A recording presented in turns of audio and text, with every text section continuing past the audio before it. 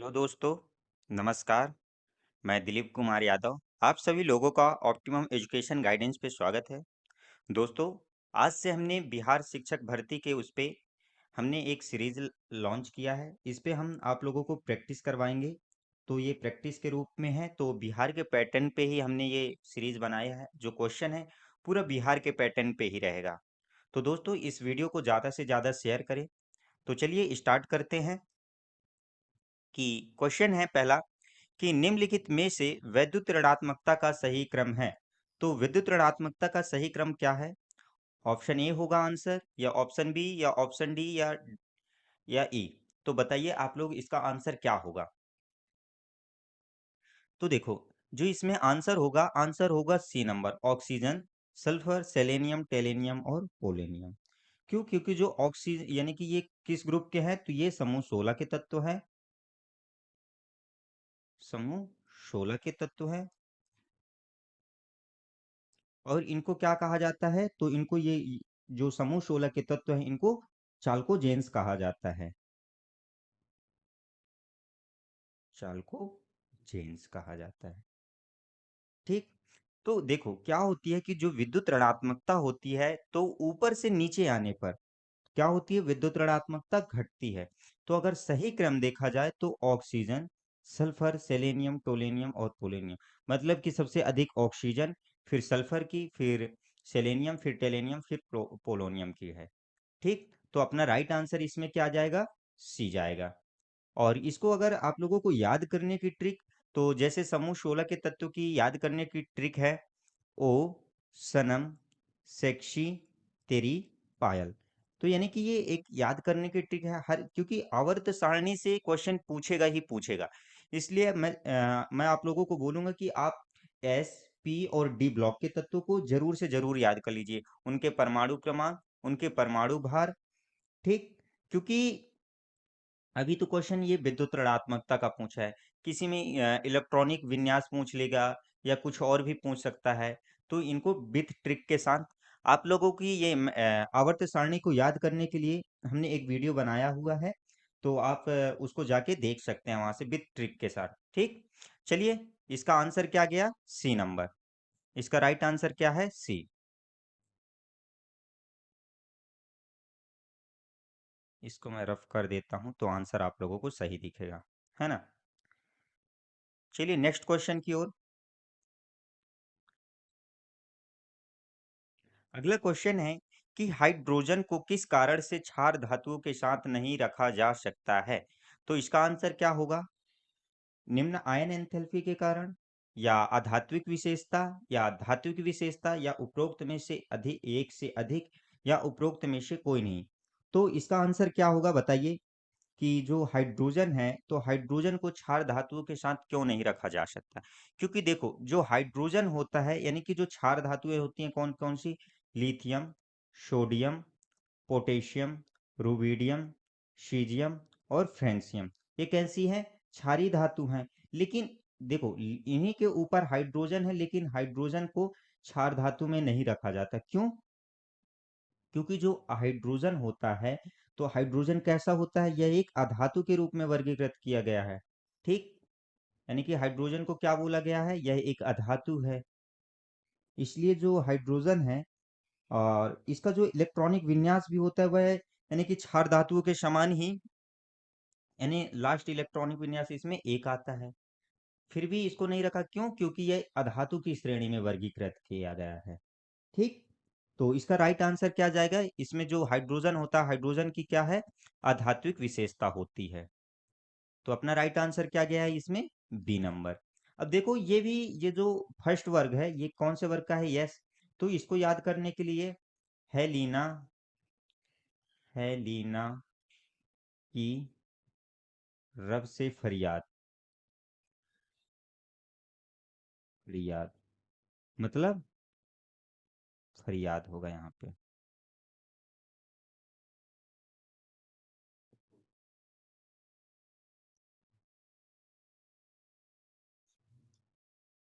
तो hydrogen, lithium, sodium, potassium, rubidium, caesium, francium. तो आप लोग वहां से आप लोग को यानी कि डिस्क्रिप्शन में मैं इसकी लिंक दे दूंगा, तो वहां से आप लोग जाके पूरी मैंडलीव की जो आवर्त सारणी है उसको आप याद कर सकते हैं। ठीक, तो इस पे अपना राइट आंसर क्या गया? B number. और आप लोग इसको स्क्रीनशॉट लेने की कोई आवश्यकता नहीं है। इसकी पीडीएफ आप लोगों को ये ऑप्टिमम एजुकेशन गाइडेंस के टेलीग्राम चैनल पे मिल जाएगी। आप वहां से जाके इसको डाउनलोड कर लीजिएगा। चलिए नेक्स्ट क्वेश्चन। अगला क्वेश्चन है कि निम्नांकित में से कौन उभयधर्मी ऑक्साइड है? तो इसमें बताइए कि उभयधर्मी ऑक्साइड कौन है? Na2O या Al2O3 या CuO या उपरोक्त में से एक से अधिक या उपयुक्त में से कोई नहीं। तो उभयधर्मी ऑक्साइड कौन होगा? तो सबसे पहले ये बताइए कि उभयधर्मी ऑक्साइड कहते किन्हें हैं? तो देखो, उभयधर्मी ऑक्साइड वे होते हैं जो अम्ल और क्षार दोनों की तरह व्यवहार करते हों, तो उनको क्या कहते हैं? उभयधर्मी ऑक्साइड कहते हैं। ठीक, लेकिन जो ये सोडियम ऑक्साइड है, तो सोडियम ऑक्साइड किस तरह का व्यवहार करता है? तो जो ये सोडियम ऑक्साइड होता है, यह कैसा है? यह एक क्षारीय ऑक्साइड है। कैसा है? क्षारीय ऑक्साइड है। और जो ये कॉपर ऑक्साइड है, तो कॉपर ऑक्साइड भी कैसा है? तो यह भी एक क्षारीय ऑक्साइड है। ठीक, क्षारीय ऑक्साइड। लेकिन जो Al2O3 है, तो यह कैसा होता है? तो यह अम्ल और क्षार दोनों की तरह, यानी कि दोनों पे व्यवहार करता है। ठीक, मतलब यह उदासीन प्रकृति का होता है। तो यानी कि तो इसको क्या कहते हैं अपन? उभयधर्मी ऑक्साइड कहते हैं कि अम्ल और क्षार दोनों के साथ ये अभिक्रिया करता है। तो अपना राइट आंसर क्या आ जाएगा? B number. अपना राइट आंसर क्या हो जाएगा? बी। क्यों? क्योंकि यह अम्ल और क्षार दोनों के साथ अभिक्रिया करता है। नेक्स्ट क्वेश्चन की ओर। अगले क्वेश्चन कि एक संतुलित समीकरण में कौन सी सूचना संप्रेषित नहीं होती? अभिकारक तथा उत्पाद की भौतिक अवस्था, या अभिकारक तथा बनने वाले उत्पाद के परमाणुओं अणुओं की संख्या, या एक विशिष्ट अभिक्रिया वास्तव में संभव है या अथवा नहीं, या उपरोक्त में से एक से अधिक या उपरोक्त में से कोई नहीं। तो इस पे अपना राइट आंसर क्या जाएगा? तो देखो, यानी कि एक संतुलित समीकरण के लिए, तो एक संतुलित समीकरण के लिए हम किसका नियम पालन करते हैं? तो अपन लोग द्रव्यमान संरक्षण नियम का पालन करते हैं। द्रव्यमान संरक्षण नियम। देखो, जो अभिकारक है, अभिकारक तथा उत्पाद की भौतिक अवस्था, तो क्या हम अभिकारक और उत्पाद की भौतिक अवस्था को चेंज करते हैं? नहीं करते। तो जो अभिकारक तथा उत्पाद की भौतिक अवस्था है, तो ये वही रहती है। ठीक, अभिकारक तथा बनने वाले उत्पाद के परमाणुओं और अणुओं की संख्या, तो बिल्कुल उसमें परमाणु और अणुओं की संख्या होती है। और एक विशिष्ट अभिक्रिया वास्तव में संभव है या नहीं अथवा नहीं। तो देखो, हम तो यानी कि जो अभिक्रिया हो रही है, तो वो तो होगी ही होगी, यानी संभव की तो यहाँ पे बात है ही नहीं। तो इस पे अपना राइट आंसर जो जाना चाहिए, यानी कि नहीं का भाई नहीं ही जाएगा। तो राइट आंसर क्या हो जाएगा? C number. तो नहीं का भाई सी नहीं, सी अपना राइट आंसर हुआ। Next question. अगला है कि किसमें परमाणुओं की संख्या सबसे अधिक होती है? तो 24 ग्राम कार्बन में, या 56 ग्राम आयरन में, या 27 ग्राम एल्यूमिनियम में, या उपरोक्त में से एक से अधिक ऑप्शन होंगे, या उपरोक्त में से कोई नहीं। तो राइट आंसर क्या जाना चाहिए? बताइए कि परमाणु संख्या जो है वह किसमें सबसे अधिक होगी? तो देखो, जो परमाणु संख्या होती है, मतलब कि जो बताएं कि मोलों की संख्या, मोल की संख्या बराबर क्या होती है? परमाणु की संख्या। मतलब कि मोल की संख्या जितनी होती जो होगी, उतनी ही किसकी संख्या होगी? यानी कि परमाणु संख्या होगी। ठीक, तो अब हम मोल की संख्या को ज्ञात कैसे करते हैं? मोल की संख्या को हम ज्ञात कैसे करते हैं? तो मोल की संख्या को ज्ञात करने के लिए फॉर्मूला है कि कणों की संख्या अपॉन एवोगाड्रो की संख्या। एवोगाड्रो जो नियम होता है ना, आ, तो मोल की संख्या ज्ञात करने के लिए क्या है? कणों की संख्या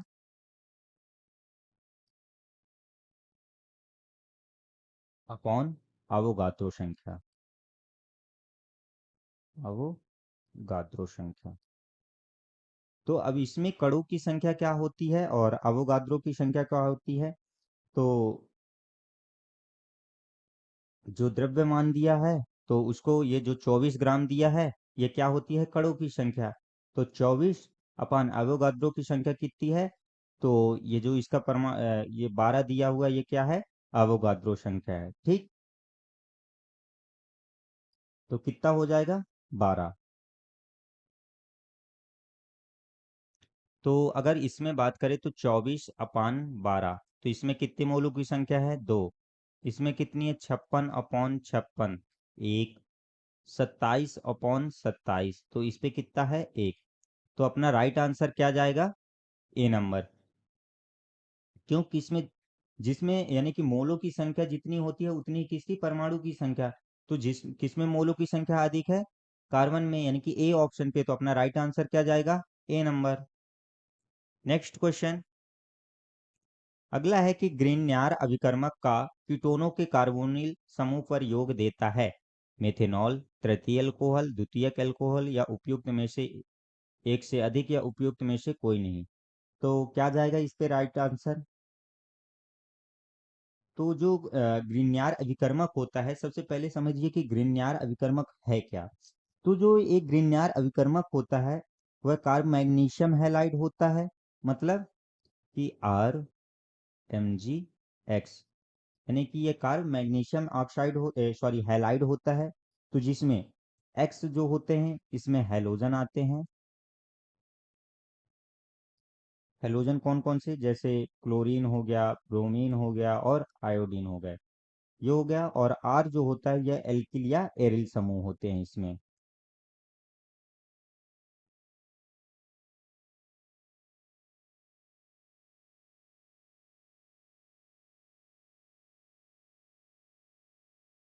एल्किल या एरिल समूह।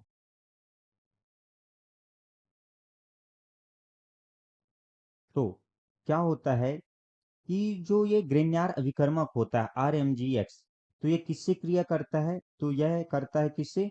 एल्डिहाइड और कीटोन से। ठीक, तो जब एल्डिहाइड से मिलता है, किससे? एल्डिहाइड से, तो क्या बनाता है? द्वितीयक अल्कोहल। द्वितीयक अल्कोहल बनता है। और यह जब कीटोन से मिलता है, तो कीटोन से मिलने पे क्या बनता है? तृतीयक अल्कोहल।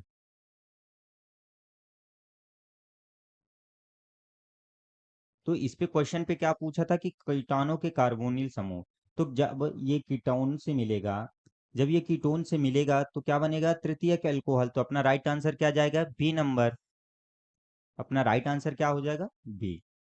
तो इस पे अपना राइट आंसर क्या गया? बी। नेक्स्ट क्वेश्चन की ओर कि निम्नलिखित में से प्राकृतिक कौन सूचक है? तो प्राकृतिक सूचक कौन है? लिटमस या फिनोप्थिलीन या मिथाइल ऑरेंज या मिथाइल रेड। तो सूचक क्या होते हैं? सूचक यानी कि वे पदार्थ हैं जो रासायनिक या अ, प्राकृतिक पदार्थ होते हैं, जो यानी कि अम्लीय या क्षारीय प्रकृति को जांचने के लिए जिनका उपयोग किया जाता है। ठीक, तो अगर अम्ल और क्षार के सूचक की बात की जाए तो कौन कौन है? तो अम्ल और क्षार के सूचक हैं लिटमस और मिथाइल ऑरेंज,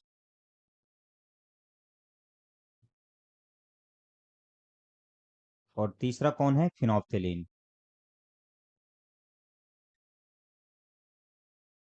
तो जो लिटमस होता है, यह कैसा होता है? प्राकृतिक होता है। और जो मेथिल ऑरेंज और फिनोप्थिलीन है, ये कैसे हैं? संश्लेषित है, मतलब कृत्रिम है। ठीक, और जो लिटमस होता है, यह किससे बनता है? कि जो एक रेड एल्गी होती है, उसके द्वारा ये लिटमस पेपर बनता है। ठीक, तो बात करें अगर कि जो लिटमस पेपर अम्ल को, यानी कि यह अम्ल में कैसा देता है? तो अम्ल, जो लिटमस पेपर है वह अम्ल में क्या, अगर अम्ल विलयन है तो वह क्या करेगा? नीले लिटमस पेपर को लाल कर देता है, और जो क्षार होता है तो वह लाल लिटमस पेपर को नीला कर देता है। ठीक, तो अगर प्राकृतिक की बात की जाए तो प्राकृतिक कौन है? ए। तो अपना राइट आंसर क्या जाएगा? ए नंबर। अगले क्वेश्चन की ओर।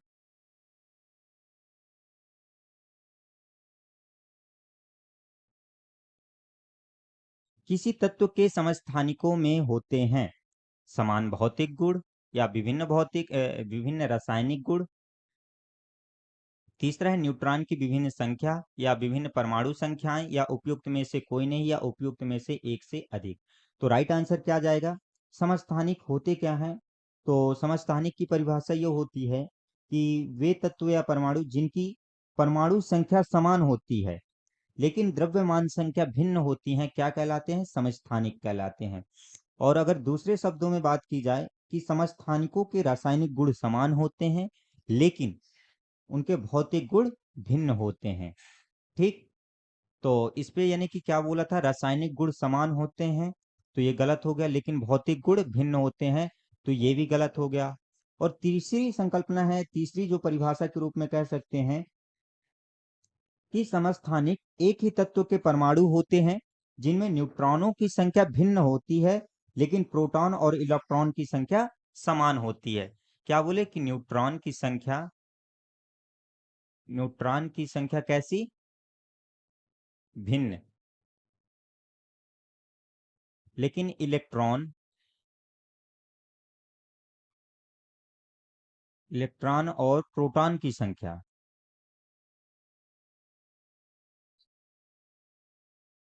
इलेक्ट्रॉन और प्रोटॉन की संख्या कैसी होती है? समान होती है। तो इस पे आंसर क्या जाएगा? सी नंबर की जो न्यूट्रॉन की संख्या वह कैसी है? विभिन्न है, मतलब भिन्न होती है। तो राइट आंसर अपना क्या जाएगा? C number. नेक्स्ट क्वेश्चन की ओर अब।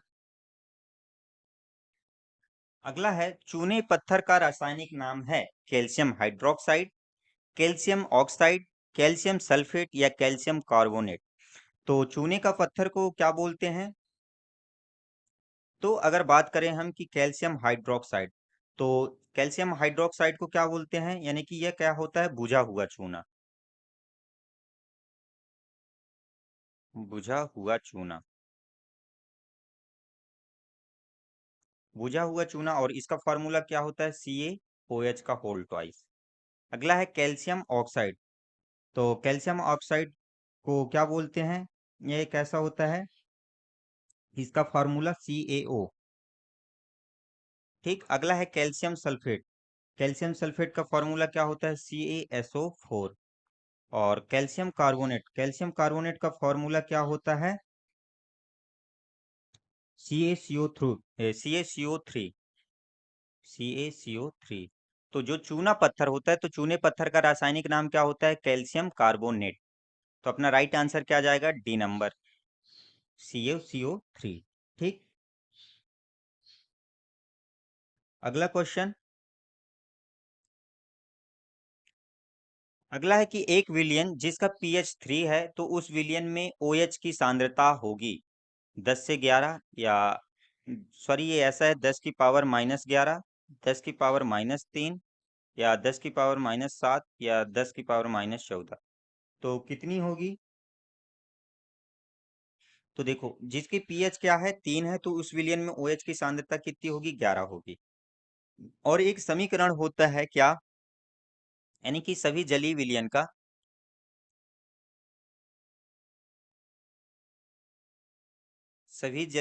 का समीकरण होता है क्या? कि पीएच प्लस OH बराबर कितना होता है? 14। तो यहाँ पे पीएच की वैल्यू तो दी हुई है कितनी? 3, प्लस OH अपने को ज्ञात करना है 14, तो OH 14 - 3, तो OH बराबर कितना आ जाएगा? 11। तो जो पीएच की इस पे अपना राइट आंसर क्या आ जाएगा? ए नंबर। ठीक। और जो पीएच होता है, यानी कि इसको यह अम्ल और क्षारीयता को ज्ञात करने के लिए किया जाता है। और पीएच स्केल दिया किसने है? तो सोरेनसन ने दिया था। ठीक। तो इस पे अपना राइट आंसर क्या गया? ए नंबर। अगले नेक्स्ट क्वेश्चन की ओर। कि असंतृप्त कार्बन यौगिक किसके साथ जलते हैं? पीली कालिक की लौ के साथ, या नारंगी कालिक लौ, या सफेद कालिक की लौ, या लाल कालिक की लौ। तो जो असंतृप्त कार्बन यौगिक होते हैं, असंतृप्त में कौन कौन से आ जाते हैं? जैसे एल्कीन हो गया और एल्काइन हो गया। तो ये कौन सी लॉ के साथ जलते हैं? तो ये पीली कालिक की लौ के साथ जलते हैं। तो अपना राइट आंसर इसमें क्या आ जाएगा? ए नंबर। ठीक। और बात करें कि जो संतृप्त कार्बन होते हैं, संतृप्त कार्बन, तो संतृप्त कार्बन जो होते हैं वह कौन सी लौ के साथ जलते हैं? तो वह नीली नीली लौ के साथ जलते हैं। ठीक। नेक्स्ट क्वेश्चन, उच्चतम धात्विक तत्व है, तो उच्चतम धात्विक तत्व कौन होगा? पोटेशियम, सीजियम, सोडियम या लिथियम? तो कौन होगा? देखो, ये किस वर्ग के हैं, यानी कि ये फर्स्ट के ही हैं कि कौन कौन से होते हैं? Hydrogen, lithium, sodium, potassium, rubidium, caesium और फ्रांसियम। तो यानी कि धात्विक गुण, यानी कि उच्चतम धात्विक गुण वाले तत्व कहलाते हैं ये। ठीक। तो अगर बात करें हम कि बाएं से दाएं जाने पे, क्या? बाएं से दाएं, तो अगर बाएं से दाएं जाते हैं तो जो धात्विक गुण है वो क्या हो जाएगा? कम हो जाता है। तो बाएं से दाएं जाने पे धात्विक गुण क्या होता है? कम होता है। और ऊपर से नीचे की ओर आने पे, ऊपर से नीचे, तो अगर हम यदि ऊपर से नीचे की ओर आते हैं तो क्या होता है? अधिक होता है, यानी बढ़ता है। तो अगर बाएं से दाएं जा रहे हैं तो कम होगा, और ऊपर से नीचे आ रहे हैं तो बढ़ेगा। तो देखो, सबसे नीचे इसमें ऑप्शन के हिसाब से कौन है? तो सीजियम है। तो जो अपना उच्चतम धात्विक तत्व किसका होगा? सीजियम का। तो अपना राइट आंसर क्या जाएगा? B number. ठीक। और इनको याद करने के लिए तो हमने बता ही दिया था। हेलीना की रब से फरियाद, hydrogen, lithium, sodium, potassium, rubidium, caesium, francium. Next question.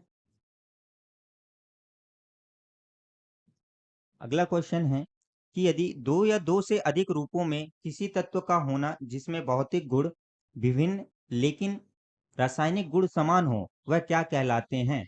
श्रृंखला, एल्काइन, अपरूपता या एल्केन, या लास्ट ऑप्शन है उपयुक्त में से कोई नहीं या उपयुक्त में से एक से अधिक। तो यानी किसी भी तत्व की दो या दो से अधिक रूपों में उसकी उपस्थिति जिसमें भौतिक गुण तो भिन्न होते हैं लेकिन रासायनिक गुण क्या होते हैं? समान होते हैं, वह क्या कहलाते हैं? अपरूपता कहलाते हैं। तो इसकी परिभाषा ही है कि वे तत्व या वे पदार्थ जिनमें रासायनिक गुण होते हैं, जिनमें रासायनिक गुण समान होते हैं लेकिन भौतिक गुण भिन्न होते हैं, अपरूप कहलाते हैं। ठीक। और इस गुण को अपरूपता कहलाते हैं। जैसे कार्बन के अपरूप कौन कौन से हैं? कार्बन के अपरूप, इससे आप लोगों को ज्यादा समझ में आ जाएगा कि कार्बन के अपरूप कौन कौन से हैं। हीरा, ग्रेफाइट, और कौन है? चारकोल। तो जो इनका भौतिक गुण है, तो भौतिक गुण क्या है? भिन्न है, लेकिन जो इनमें रासायनिक क्रियाएं होती है, रासायनिक गुण होते हैं, वह कैसे होते हैं? सामान्य होते हैं। ठीक। तो इस पे अपना राइट आंसर क्या जाएगा? सी नंबर, अपरूपता। नेक्स्ट क्वेश्चन, किसी तत्व का इलेक्ट्रॉनिक विन्यास 2, 8, 5 है, तो इसके प्रोटॉनों की संख्या ज्ञात कीजिए। तो अभी हम लोगों ने पढ़ा था कि जो इलेक्ट्रॉनों की संख्या होती है वही क्या कहलाती है? प्रोटॉनों की संख्या। तो मतलब इलेक्ट्रॉनों की संख्या क्या है? तो जो इलेक्ट्रॉनिक विन्यास दिया है तो वही तो क्या कहलाता है? इलेक्ट्रॉनिक संख्या। तो इलेक्ट्रॉनों की संख्या कितनी है? इलेक्ट्रॉनों की संख्या, तो इलेक्ट्रॉनों की संख्या क्या है? 2 + 8 + 5, तो कितनी हो जाएगी? 15। तो यही क्या हो जाएगी? प्रोटॉन की संख्या। तो प्रोटॉन की संख्या भी कितनी हो जाएगी? 15।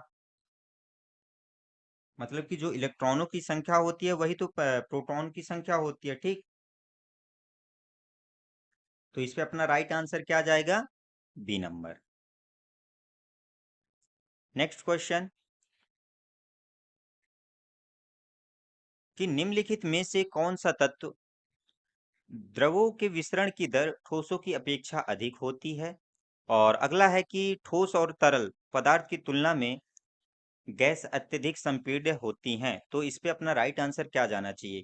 केवल एक, केवल दो, या एक और दो दोनों, या उपयुक्त में से एक से अधिक, या उपयुक्त में से कोई नहीं।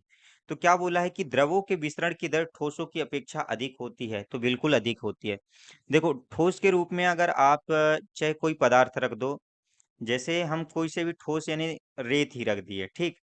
तो क्या रेत जल्दी से फैलेगी? नहीं। लेकिन अगर वहीं पे हमने लिक्विड में क्या रख दिया, पानी रख दिए, तो अगर जैसे ही हम पानी डालेंगे तो पानी पानी जो है जल्दी फैल जाएगा। लेकिन रेत को फैलने में टाइम, जब तक हम फैलाएंगे नहीं तब तक वो नहीं फैलेगी, ठीक? वैसे ही दूसरा, तो मतलब ये क्या है कि सही है।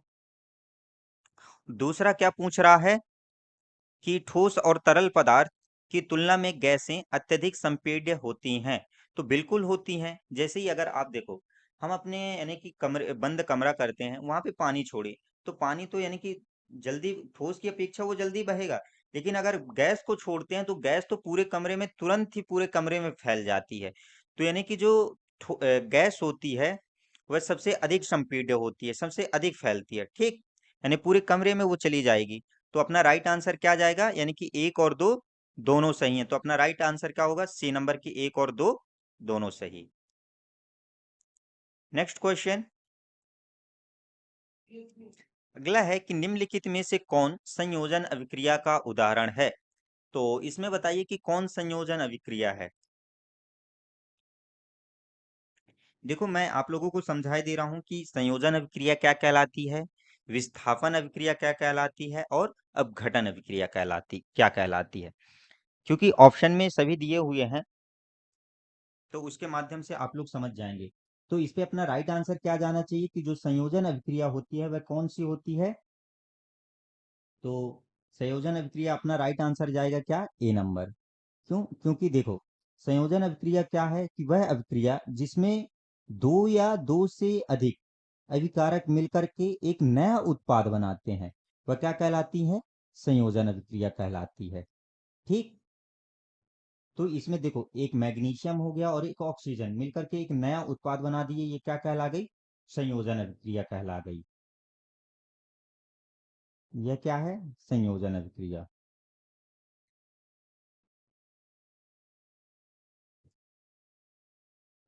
अभिक्रिया, ठीक। अगला है Fe2O3+2Al। तो इसमें क्या हो रहे हैं कि इनमें विस्थापित हो रहे हैं। देखो, यहाँ पे एल्यूमिनियम पे क्या चला गया, O3 का, जो एल्यूमिनियम पे है O3, Fe2O3 का आ गया, इसमें एल्यूमिनियम पे O3 आ गया है ना। यहाँ पे ये ऐसे होगा, ये रिएक्शन, ये उत्पाद ही बना है, ठीक। वहां पे थोड़ी मिस हो गया है, इसको समीकरण देख लीजिए। Fe2O3+2 aluminium plus Al2O3+2F3। तो इसमें क्या हो गया कि विस्थापन हो गया, यानी कि जिसमें किसी यौगिक या किसी अन्य आयन का क्या हो जाए, प्रतिस्थापन हो जाए, प्रतिस्थापित हो जाए वो वहां से, तो वह कौन सी अभिक्रिया कहलाती है, तो यह कौन सी है, विस्थापन अभिक्रिया। विस्थापन अभिक्रिया। और इसमें क्या है कि कोई एक अभिकारक या कोई अभिक्रिया क्या होती है कि यानी उसमें टूट जाती है दो रूपों में, या दो या दो से अधिक उसमें टूट गई, तो वह क्या कहलाती है, अपघटन अभिक्रिया कहलाती है। देखो, ये दो या दो से अधिक घटकों में टूट गई ना, तो ये क्या कहलाएगी, अपघटन। मतलब कि ये जो संयोजन अभिक्रिया है, जस्ट उसके विपरीत होती है। तो इस पे ये कौन सी है, अपघटन।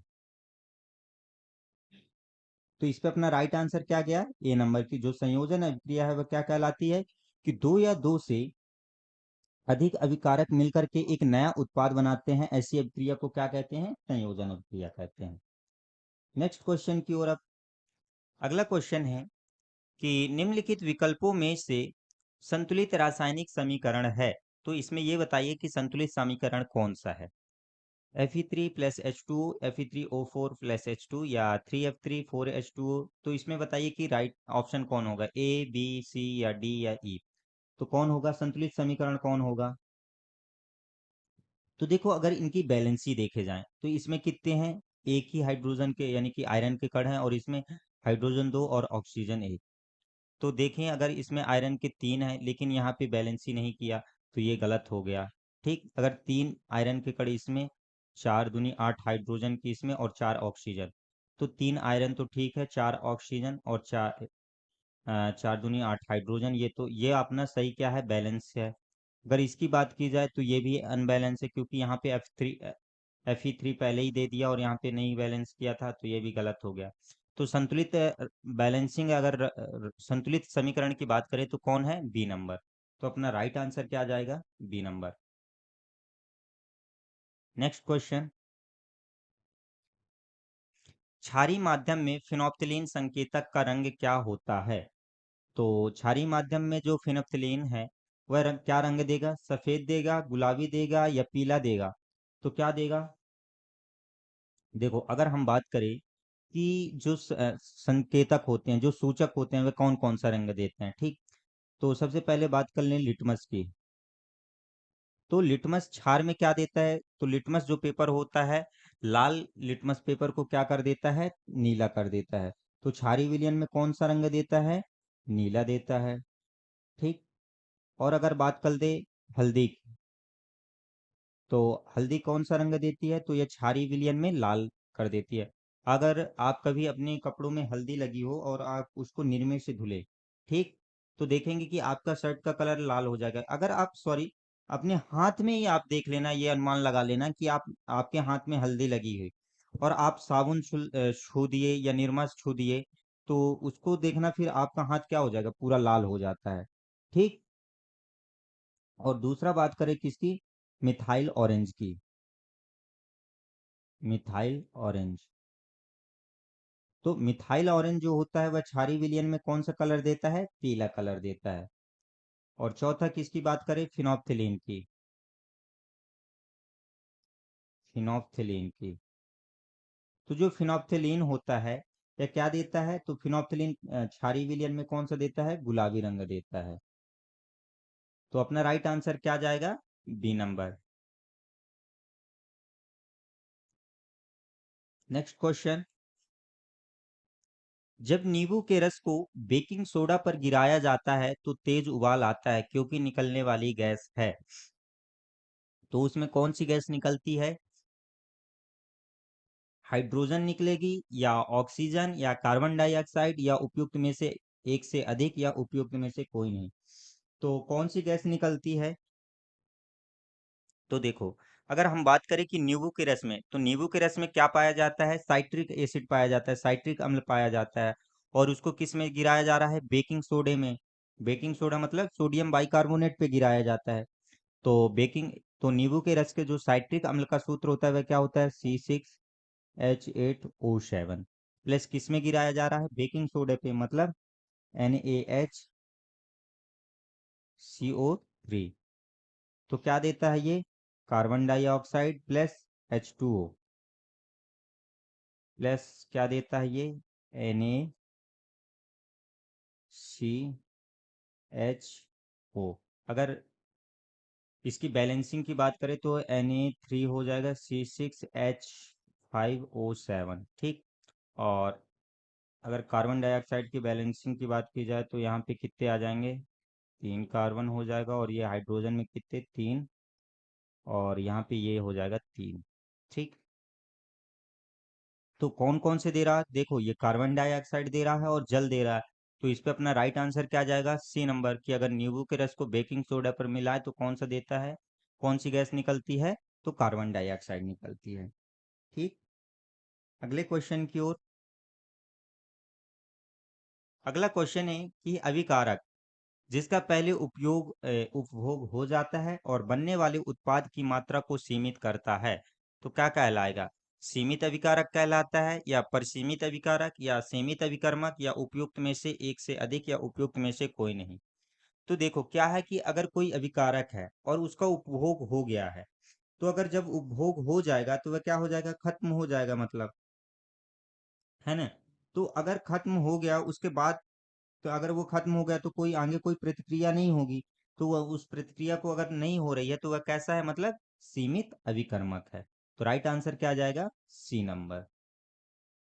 नेक्स्ट क्वेश्चन, निम्न में से कौन सी घटना गुरुत्वाकर्षण बल का परिणाम है। गुरुत्वाकर्षण बल क्या होता है, कि यानी कि गुरुत्वाकर्षण के बल के कारण कि अगर कोई पिंड के कण है तो वह दूसरे यानी कि कोई विशाल कण है तो दूसरे कण के यानी कि बल के साथ क्या होते हैं, गुरुत्वाकर्षण के कारण आकर्षण होते हैं, ठीक। तो क्या हो जाएगा कि वर्षा का होना और बर्फ का गिरना, तो ये भी गुरुत्वाकर्षण बल के उदाहरण हैं। ये सभी तो बिल्कुल हैं। ग्रहों के चारों ओर के उपग्रहों की गति, तो बिल्कुल ये भी गुरुत्वाकर्षण नियम का पालन करते हैं। तो इस पे अपना राइट आंसर क्या आ जाएगा कि उपरोक्त में से एक से अधिक। तो अपना राइट आंसर डी हो जाएगा, ठीक। Next question. अगला क्वेश्चन है कि एक ध्वनि स्रोत की आवृत्ति 100 हर्ट्ज है तो 4 सेकंड में कंपन की संख्या होगी। तो कंपन की संख्या क्या होगी? तो देखो, जो समय अवधि और आवृत्ति के बीच संबंध है, इसमें आवृत्ति की कितनी दी हुई है? तो आवृत्ति की बात करें तो 100 हर्ट्ज दी हुई है, और समय की कितनी दी हुई है? तो 4 सेकंड। तो जो समय सेकंड यानी कि समय अवधि मतलब टी, और आवृत्ति के बीच संबंध क्या होता है? तो टी बराबर 1/v होता है, ठीक। तो अगर हम किसकी बात करें, कंपन की संख्या ज्ञात करें, कंपन की संख्या। तो कंपन की संख्या ज्ञात करने के लिए क्या होता है, यानी कि समय अवधि इंटू आवृत्ति। तो समय कितना है? 4 सेकंड, और आवृत्ति कितनी है? 100। तो कितना आ जाएगा? 400। 400 कंपन हो जाएगा, ठीक। तो अपना राइट आंसर क्या आ जाएगा? B number. Next question. Bar चुंबक के बाहर चुंबकीय क्षेत्र रेखाएं। तो जो चुंबक के बाहर चुंबकीय क्षेत्र की रेखाएं होती हैं वह कैसे होंगी?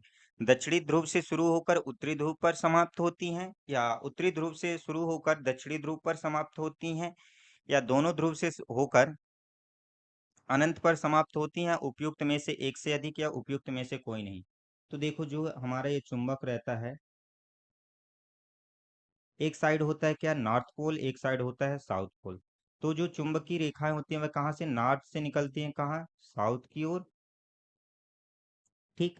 तो अगर बाहर की ओर बात करें तो कैसा जा रहा है, यानी कि चुंबक यानी उत्तरी ध्रुव से शुरू होकर दक्षिणी ध्रुव पर समाप्त हो रहा है, ठीक। ये ऐसा एक परिपथ बना लेता है, ठीक, बंधप्रक वक्र बना लेता है। कैसे? नॉर्थ से निकल के साउथ की ओर। तो कहाँ से शुरू हो रहा है? उत्तरी ध्रुव से शुरू होकर दक्षिणी ध्रुव पर समाप्त होता है। तो अपना राइट आंसर क्या आ जाएगा? बी नंबर, ठीक। नेक्स्ट क्वेश्चन की ओर। अगला क्वेश्चन है कि पायलट द्वारा देखे गए किसी ऊंचाई पर एक समान वेग से गतिमान हवाई जहाज पर छोड़े गए बम का पथ होगा। तो बम का पथ क्या होगा? एक सरल रेखा होगी, या एक परवलयाकार होगा, या एक वृत्त, या उपयुक्त में से एक से अधिक, या उपयुक्त में से कोई नहीं।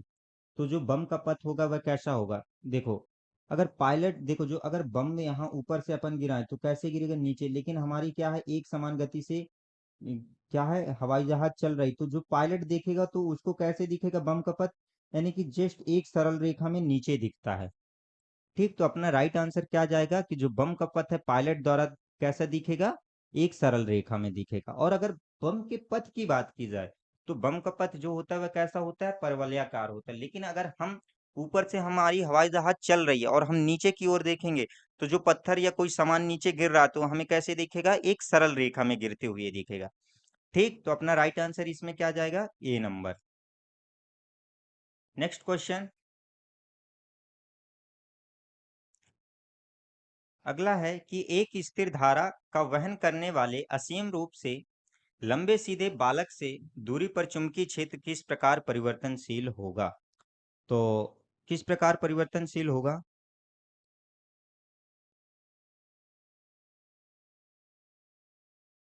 बालक नहीं, यहाँ पे चालक होगा। ये मिस प्रिंट हो गई है, सॉरी। वही तो हमें क्वेश्चन भी समझ में नहीं आया। तो लंबे सीधे चालक से दूरी आर पर होगा, यहाँ पे त्रिज्या दी होगी तभी तो। आर पर चुंबकीय क्षेत्र किस प्रकार परिवर्तनशील होगा? तो कैसे परिवर्तनशील होगा? तो देखो, जो चुंबकीय क्षेत्र होता है तो उसके चुंबकीय क्षेत्र का फार्मूला क्या होता है? B upon mu zero I upon 2 pi r. तो ये किसमें आर पर पूछा है, तो आर का यानी कि उसका संबंध क्या होगा, तो B proportional I upon R. ठीक। तो अगर इसकी आर की बात की जाए, आई अपॉन आर है, सॉरी, अगर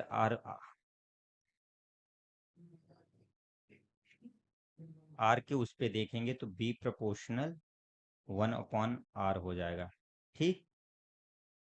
तो अपना राइट आंसर क्या जाएगा, 1/r जाएगा, क्योंकि आई तो वो धारा हो जाएगी ना, उसको हम क्यों लेंगे। नेक्स्ट क्वेश्चन, अगला है, उत्प्लावकता का केंद्र क्या है, विस्थापित द्रव द्रव के गुरुत्वाकर्षण का केंद्र, या प्रति इकाई आयतन द्रव्यमान, या वह बिंदु जहां निकाय का कुल वजन कार्य करता है, या उपयुक्त में से एक से अधिक, या उपयुक्त में से कोई नहीं। तो उत्प्लावन बल क्या कहलाता है, कि जैसे आप किसी नदी में या कोई किसी तालाब में तैर रहे हैं, तो या कोई पत्थर या कोई पदार्थ यानी कि किसी तरल पदार्थ में डूब रहा है, तो देखो जितना ऊपर से बल लगेगा यानी कि गुरुत्वाकर्षण बल लगेगा, सेम उतना ही पानी क्या करती है कि नीचे से भी एक बल कार्य करता है। तो उस बल को हम क्या करते हैं, क्या कहते हैं, उत्प्लावन बल कहते हैं। ठीक। तो उसको क्या कहा जाता है, उत्प्लावन बल कहा जाता है, और इस घटना को हम क्या कहते हैं, उत्प्लावकता कहते हैं। तो जो ये उत्प्लावकता का केंद्र होता है वह क्या होता है, विस्थापित तरल के आयतन के केंद्रक पे होता है, या तरल में डूबे हुए निकाय के आयतन के केंद्र पर होता है। ठीक। तो मतलब कि जब वो यानी कि तरल के निकाय के आयतन के केंद्र के पे है, तो मतलब इस पे अपना राइट आंसर क्या जाना चाहिए, कि जो विस्थापित द्रव है, द्रव के गुरुत्वाकर्षण का केंद्र है, तो अपना राइट आंसर क्या हो जाएगा, ए नंबर। अगला क्वेश्चन, कि एक 100 ग्राम के गेंद को 70 मीटर ऊंचाई की एक इमारत के शीर्ष पर रखा जाता है, गेंद की स्थितिज ऊर्जा ज्ञात कीजिए, मान लीजिए जी बराबर, तो देखो जी का नाम मान तो दिया ही है, तो स्थितिज ऊर्जा का मान क्या होता है, तो अगर हम बात करें स्थितिज ऊर्जा की, तो स्थितिज ऊर्जा का मान क्या होता है, तो पी बराबर mgh होता है। ठीक। तो द्रव्यमान कितना दिया हुआ है, तो द्रव्यमान तो दिया है किसमें, 100 ग्राम में दिया है, लेकिन अगर हम इसको किसमें, किलोग्राम में कन्वर्ट करेंगे तो कितना आ जाएगा, 0.1 आ जाएगा। ठीक। क्योंकि 1000 ग्राम में है, और 1 ग्राम में, 1 किलो में कितने ग्राम होता है, 1000 ग्राम होता है, तो 0.1 किलोग्राम आ जाएगा। तो जी का मान दिया है, तो 0.1 इंटू जी कितनी दी हुई है, 7, इंटू एच कितनी ऊंचाई पे है, 70 मीटर, एच बराबर कितना दिया है, 70, तो 70, तो अपना राइट आंसर क्या आ जाएगा, 70 जूल, तो अपना राइट आंसर क्या हो जाएगा, ए नंबर। ठीक। तो स्थितिज ऊर्जा का मान कितना हो जाएगा, 70 जूल। नेक्स्ट क्वेश्चन, देखो अगर फॉर्मूला बन रहे हैं आप लोगों से, तो यानी कि सब कुछ बन जाएगा। और स्थितिज ऊर्जा की परिभाषा क्या होती है, स्थितिज ऊर्जा है क्या, तो एक वस्तु द्वारा अपनी स्थिति या विन्यास के आधार पर प्राप्त की गई ऊर्जा को स्थितिज ऊर्जा कहते हैं। नेक्स्ट क्वेश्चन की ओर चलते हैं अब। अगला है, विद्युत परिपथ में प्रतिरोध पर धारा आधी हो जाती है, हटाने पर, दोगुना करने पर, या आधा करने पर, या इनमें से कोई नहीं, या उपयुक्त में से कोई नहीं, या उपयुक्त में से एक से अधिक पर यह धारा आधी हो जाती है। तो राइट आंसर क्या होगा, कि अगर हम किसी परिपथ में क्या कर दें, कि प्रतिरोध पर क्या कर दें कि धारा आधी हो जाए, तो देखो कि ओम के नियम के अनुसार, यानी कि कोई स्थिर तापमान पर एक विभवांतर धारा के सीधे अनुपातिक होता है, तो मतलब कि भी प्रोपोर्शनल आई होता है, ये ओम का नियम का फॉर्मूला आप लोग तो जानते ही हो। तो इसी को अपन भी, ये क्या किस में कन्वर्ट हो जाए, भी अपॉन आई आर, मतलब कि जो आर है वह क्या है, प्रतिरोध है। ठीक। तो क्या बोला है, कि किसी विद्युत परिपथ में प्रतिरोध पर धारा आधी हो जाती है। ठीक। तो क्या कर दें कि जो प्रतिरोध को क्या कर दें कि क्या हो जाए, धारा आधी हो जाए, मतलब कि हमको जो आई है, आई को कितना करना है, हाफ करना है। ठीक। तो देखो अगर हम यदि क्या कर दें, विभवांतर पे ला दें, तो आई बराबर क्या हो जाएगा, आई बराबर हो जाएगा भी अपॉन आर हो जाएगा। ठीक। तो अब जो धारा है आई को हम क्या कर दें, आधा कर दें। तो जो आर है, तो आर का मान क्या हो जाएगा, या 1/r कर दें। ठीक। तो आर का मान, अगर धारा का मान हमें कितना लाना है, आधा लाना है, तो आर का मान हमें क्या करना पड़ेगा, 2 गुना करना पड़ेगा, 2r करना पड़ेगा। ठीक।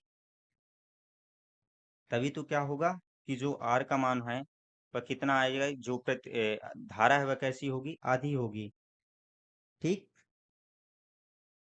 तो मतलब 2 गुना करने पे, अगर हम प्रतिरोध को 2 गुना कर देते हैं तभी तो हमारी जो धारा है वह कैसी होगी, आधी होगी। नेक्स्ट क्वेश्चन, कि बॉक्साइट अयस्क निम्नलिखित में से किस विधि द्वारा सांद्रित किए जाते हैं। तो जो बॉक्साइट अयस्क होता है, जिससे हम क्या करते हैं कि यानी कि एल्युमिनियम निकालते हैं, तो उसको किसके द्वारा सांद्रित किया जाता है, फेनुत्प्लावन के द्वारा, या विद्युत चुम्बकीय पृथक्करण के द्वारा, या द्रवी धावन के द्वारा, या निच्छालन के द्वारा, या उपयुक्त में से कोई नहीं, या उपयुक्त में से एक से अधिक। तो इसको हम किसके द्वारा करते हैं, तो इसको हम निच्छालन के द्वारा, निच्छालन या लीचिंग की विधि के द्वारा हम सांद्रित करते हैं। तो अपना राइट आंसर इसमें क्या आ जाएगा, डी नंबर। अगले नेक्स्ट क्वेश्चन की ओर, परमाणु के जे थॉमसन मॉडल के अनुसार निम्नलिखित में से कौन सा धनात्मक आवेश है, पहचान कीजिए। तो जो जे थॉमसन ने दिया था, तो उसके अनुसार कौन सा धनात्मक है, बताइए।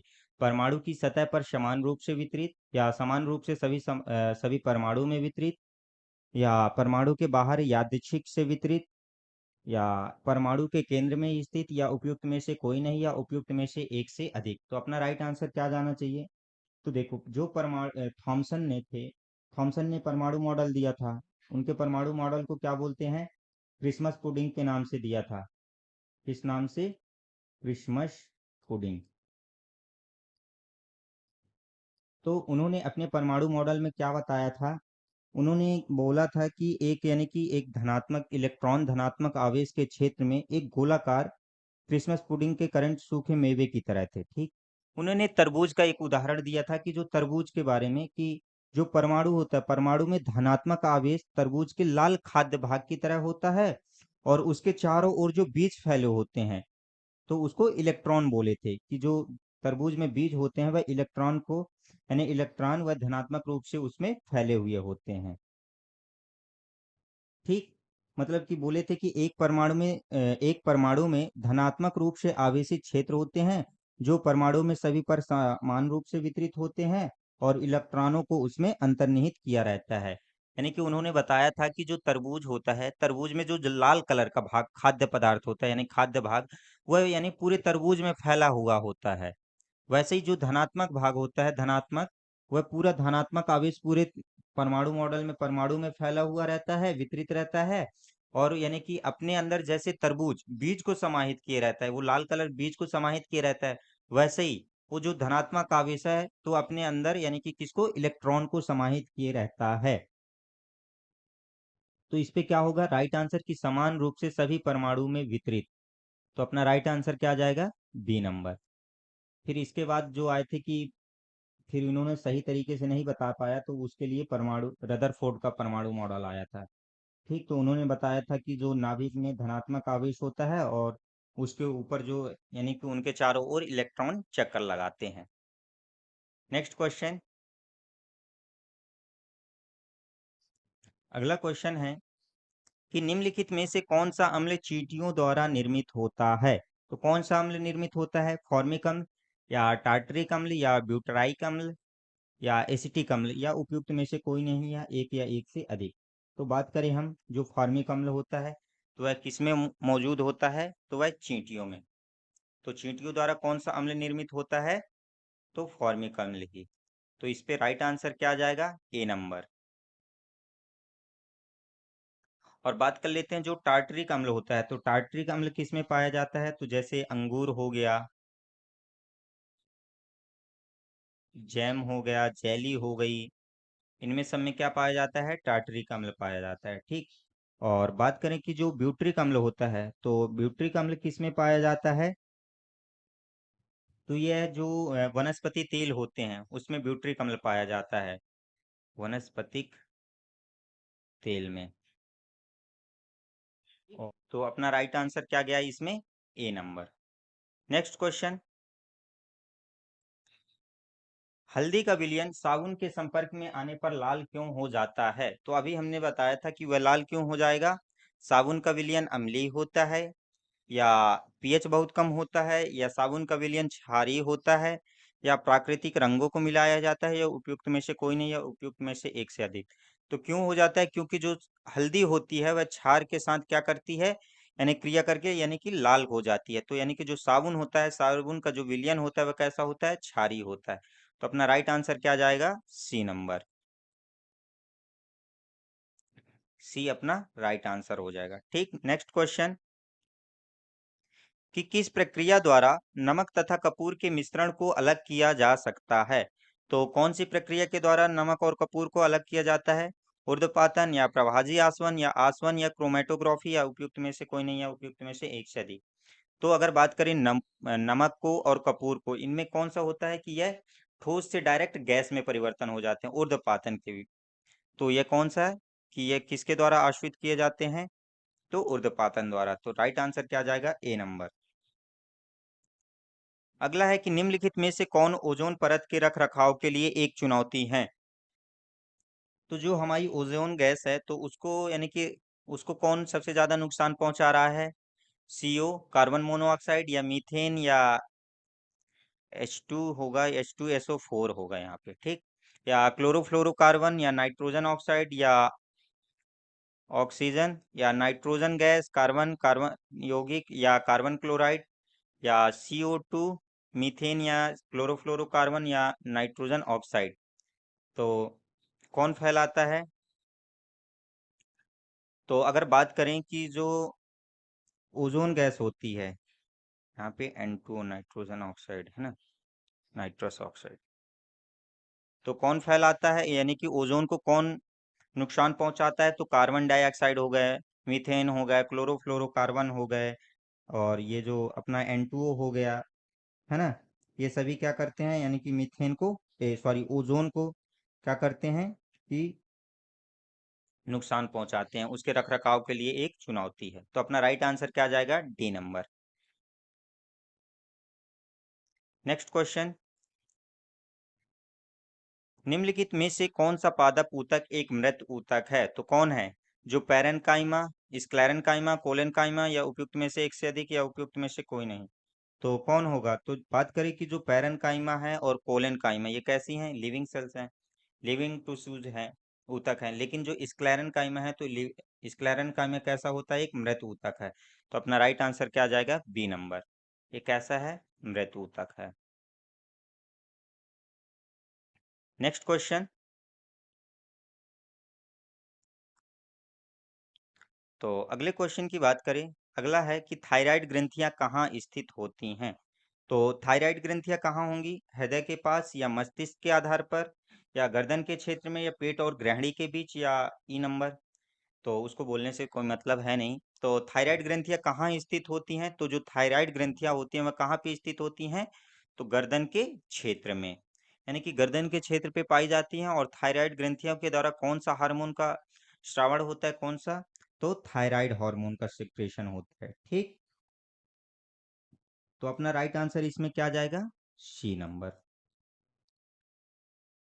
नेक्स्ट क्वेश्चन, कि उद्दीपन की अनुक्रिया के संबंध में निम्नलिखित में से कौन सा एक उदाहरण अनुकंचीय गति का सबसे अच्छा वर्णन करता है? सूरजमुखी सूर्य की ओर मुंह किए रहता है, या गुरुत्वाकर्षण की ओर जड़ की वृद्धि, या रात में फूलों का बंद होना, या जल के स्रोत की ओर जड़ों का बढ़ना, या उपयुक्त में से कोई नहीं, या उपयुक्त में से एक से अधिक। तो उद्दीपन की अनुक्रिया के संबंध में कौन सा, यानी कि अनुकंचनीय गति का सबसे अच्छा वर्णन कौन कर रहा है? तो रात में फूलों का बंद होना। तो अपना राइट आंसर क्या जाएगा? C number. नेक्स्ट क्वेश्चन, कि स्वदेशी किस्म की कौन सी मुर्गी हैं? तो स्वदेशी किस्म की कौन कौन सी मुर्गी हैं? सफेद हेगोम, या लेगोम, या एपिस, या एसेल। तो अगर स्वदेशी की बात की जाए मुर्गी की, तो कौन कौन सी होती हैं? तो एसेल होती है, और घग्स होती है, और बुशरा। तो अपना राइट आंसर क्या जाएगा कि जो स्वदेशी किस्म की है, तो अपना राइट आंसर क्या जाएगा, डी नंबर, एशेल। ठीक। Next question. उपभोक्ता है हरे पौधे या शाकाहारी, मांसाहारी, उपयुक्त में से एक से अधिक या उपयुक्त में से कोई नहीं। तो उपभोक्ता कौन कौन होंगे, तो देखो अगर उपभोक्ता को बात करें तो उपभोक्ता तीन प्रकार से होते हैं। प्राथमिक, द्वितीयक और तृतीयक। प्राथमिक कौन होते हैं, जो केवल हरे पेड़ पौधों को खाते हैं। द्वितीयक जो मांसाहारी भोजन करते हैं। और तृतीयक कौन से होते हैं, जो मांसाहारी और ये अपघटन पूरे हो जाते हैं, अपघटन आ जाते हैं इस पे। ठीक।